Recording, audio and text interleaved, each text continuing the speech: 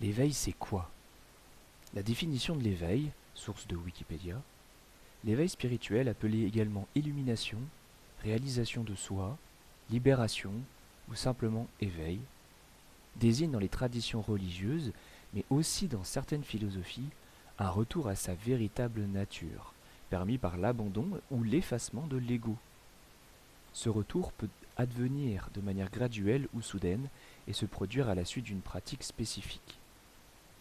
Ou encore, toucher brusquement une personne non préparée à la suite d'un fort bouleversement.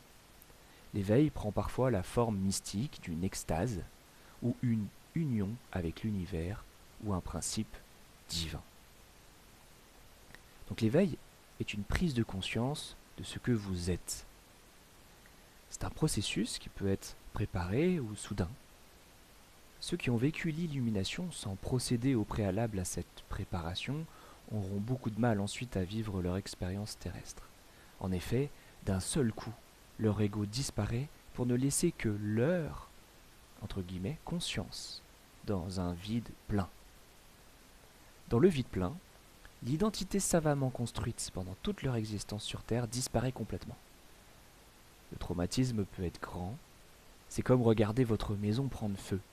Cette maison que vous avez mis des années à financer et vous y avez stocké toute votre vie matérielle, les photos de famille, les vêtements, votre collection de timbres. On ne devient pas minimaliste du jour au lendemain.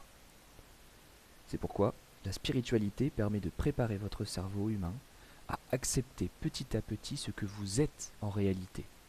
Le processus peut être plus ou moins long selon les êtres. Il y a des infinités de chemins pour arriver à cette prise de conscience.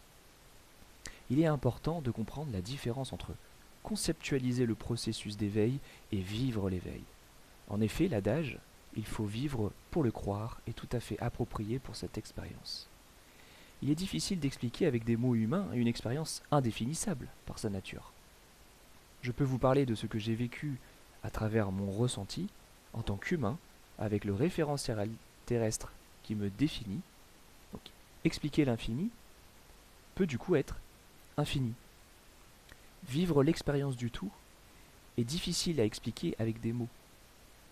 Pourtant, c'est bien ce que j'essaye de faire à travers ce petit guide.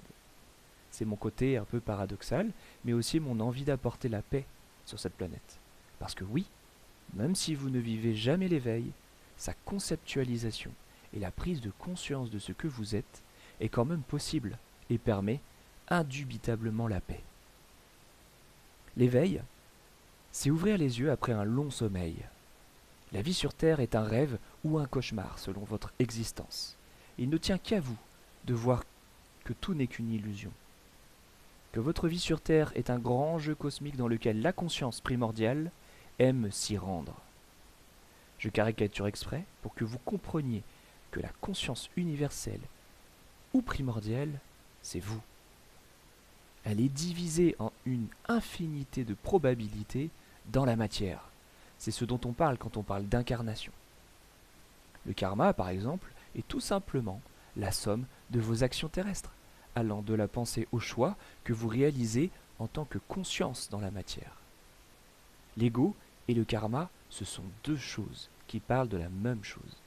Et si vous prenez le temps de lire d'autres documents sur l'éveil, l'illumination, le nirvana, le satori, votre cerveau se prépare petit à petit à conceptualiser le processus et permet également d'augmenter la probabilité de vivre vous-même l'éveil.